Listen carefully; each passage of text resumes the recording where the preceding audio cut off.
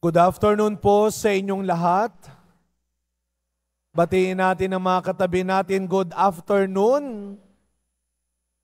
At tayo po mga kapatid ay nasa araw muli ng ating debosyon, ang araw ng Biyernes, ang ating natatanging araw para sa ating mahal na pong Jesus Nazareno. Bigyan natin siya ng palakpak ng papuri at pasasalamat, mas malakas sa palakpak para sa Kanya. Alam po ninyo, sa darating na linggo, ang aming pong komunidad, ang aming simbahan sa Our Lady of Assumption, sa may Leverisa, sa Malate, kami po ay sama-sama ngayon naghahanda ng mabuti at excited kami dahil last month, ang unang dalaw ng Nazareno. Ngayong linggo, ang unang dalaw at misa ng Nuncio. Si Apostolic Nuncio Archbishop Charles Brown ay magmimisa sa aming simbahan. Alas 10 ng umaga, kung kayo po ay may libreng oras, maaari po kayong makiisa sa aming pagdiriwang dun sa Assumption, sa may Malate. Hindi po yung Malate Church ha. Marami po nagpupunta sa akin, naiinis, sabi niya, Father, nandito kami, wala ka naman. Sabi ko, nandito rin ako sa labas, wala kayo. Yung pala nasa Malate Church, iba ho yun sa aming simbahan. Ang Assumption ho ay nasa may Leverisa. O para mas mabilis, nasa harapan ng Manila Zoo. O yun ang aming simbahan. No? So sa linggo, darating ang Nuncio. At bahagi po ng liturhiya ay meron siyang krus na hahalikan. Wala ho kaming krus. Ayaw naman namin manghiram para meron kaming souvenir. Kaya may ilan akong kaibigan, pumunta kami sa Tayuman para maghanap ng crucifix. At habang nag-iikot kami, may isang tindahan kaming pinasok. Nakilala ko nung tindera. Naka-smile siya. Sabi ko sa kanya, Ate, may krus ka ba? Nag-smile siya. Sabi niya, marami po. May krus ka ba? Sabi niya, marami po, iba-ibang klase. Tanungin niyo nga po yung katabi niyo, may krus ka ba? Sino dito ang may krus? Taas ang kamay. Mas mataas na kamay, sino may krus? Lahat na nagmamahal sa pong Nazareno ay may krus, pumalakpak ng malakas. Dahil kung wala tayong krus, hindi tayo makakasunod at hindi tayo matatawag na deboto ng Poong Jesus Nazareno. Amen.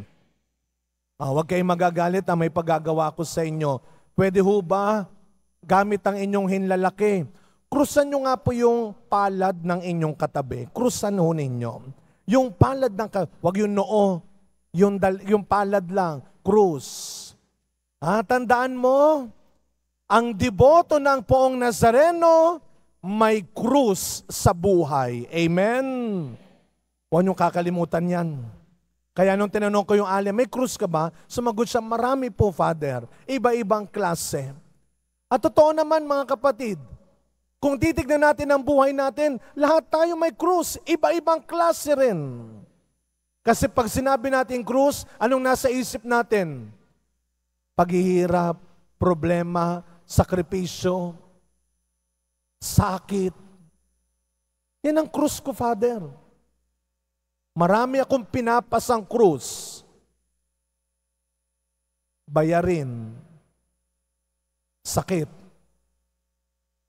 problema sa mga anak, problema sa asawa, problema sa magulang ko, problema sa mga katrabaho ko, krus. At yun ang nasa isip natin. Pag sinabing krus, mga bagay na nagpapahirap sa atin, mga bagay na kumakawawa sa atin, mga tao na sumisira sa atin, krus. Pero wag natin kalilimutan, dahil kay Kristo, ang krus na simbolo noon ng paghihirap, ng problema, ng kamatayan, ay naging tanda ng pag-asa, ng pag-ibig, ng kaligtasan. Kaya kung tayo ay deboto ng Poong Nazareno, maniniwala tayo sa sinabi ni Kristo. Susundin natin ang sinabi niya. Sino man sa inyo ang nais sumunod sa akin, pasanin ang inyong krus. Kaya kung wala kang krus, hindi tayo makakasunod kay Jesus. Pero wag nating kalilimutan, kagaya ng unang pagbasa natin, tinawag ng Panginoon si Isaías, pumunta ka kay Ezekias at sabihin mo sa kanya, gawin mo na ang mga huling bilin mo sapagkat hindi ka nagagaling, mamamatay ka na. Diyos ko po, anong gagawin ninyo? Pag sinabi ng katabi mo ngayon, alam mo, hindi ka nagagaling. Siguro matutuktukan mo talaga. Takot na nga ako, sasabihin mo pa yan. Anong mararamdaman mo pag sinabi ng katabi mo, wala na, hindi na kayo magkakaayos mag-asawa. Hindi na kayo magkakaayos magnanay. Anong gagawin mo pag biglang may nagsabi sa iyo, alam mo, ikamamatay mo na ang mga utang mo? Anong gagawin mo? Pero, anong gagawin mo pag yan ang pinagawa ng Panginoon sa iyo? Bilang mga lingkod, bilang mga deboto, dapat nakahanda rin tayo na gamitin tayo ng Panginoon sa ngalan ng katotohanan. Kaya mo bang maging Isaías, nahaharap ka sa mga taong pinagkakautangan mo ng loob? Nahaharap ka sa mga taong ang taas ng tingin mo para sabihin sa kanya, mali ho yung ginagawa nyo eh. Nandadaya kayo. Kaya mo? Nakahanda ka bang maging Isaías?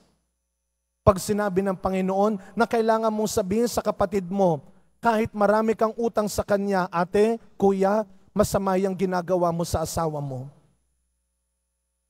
Kaya mo? Dapat nakahanda tayo. Nakahanda tayo na gamitin tayo ng Panginoon. Hindi sa kung anong gusto nila, kundi sa kung anong kailangan nila. Kaya nga sa ating ebanghelyo, nagulat ang mga Pariseyo nang binali ni Kristo ang matagal na nilang paniniwala na hindi pwede yan sa araw ng pamamahinga. Tandaan natin mga kapatid, bago pa tayo makaranas ng pag-uusig, ng panghuhusga, ng pananakit, paninira, dahil sinasabi natin ang katotohanan, pinipili natin ang katotohanan, huwag niyong kalilimutan. Ginawa na yan sa ating Panginoon. At ang sabi ni Kristo, bago niyo pa yan maranasan, hinarap ko na yan, napagtagumpayan ko na yan. Kaya walang dapat ikatakot. Kung sa ngalan ng katotohanan, isa-isa kanilang iniiwan, kung sa ngalan ng katotohanan, hindi ka na nagiging mabango sa kanila, hindi ka na nagiging magandang kasama, kung sa ngalan ng katotohanan, naiiwan kang mag-isa, yan ang akala nila. Dahil ang sabi ni Kristo, ako'y laging kasama ninyo hanggang dulo. Kaya manatili lamang tayo. At ito sana mga kapatid ang hilingin natin sa Panginoon, na araw-araw, huwag niyang hayaan na makalimot tayo na kailangan natin ng krus kung tayo man ay naghahangad na makasama si Jesus hanggang dulo. Ika nga, lagi ko sinasabi ito, kapag mabigat na, mahirap na, huwag mo sabing tanggalin mo na.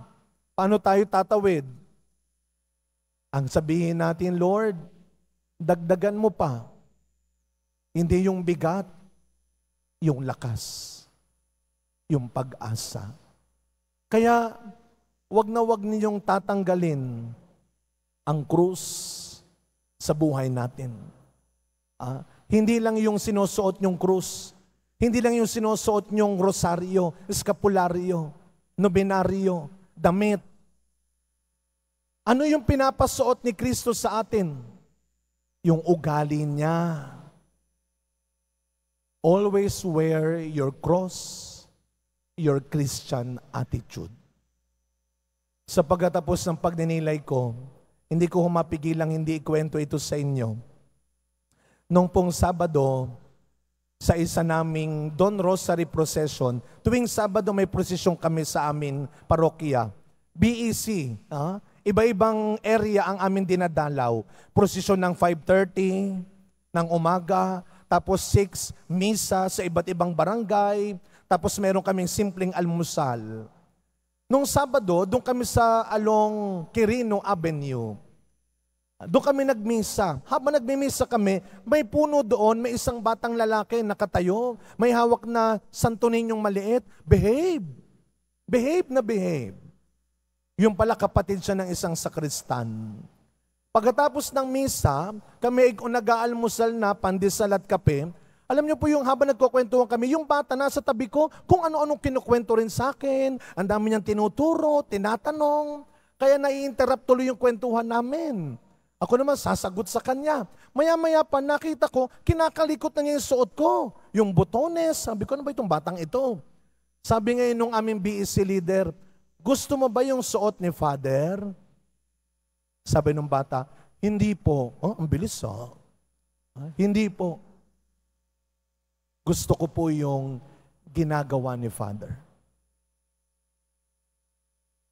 Hindi yung suot, yung ginagawa ni Father. Sa pagkapatuloy na misa natin, higit pa sa mga kung ano-anong sinusuot nating krus, damit, kwintas, lagi niyong isusuot ang ugali ni Kristo.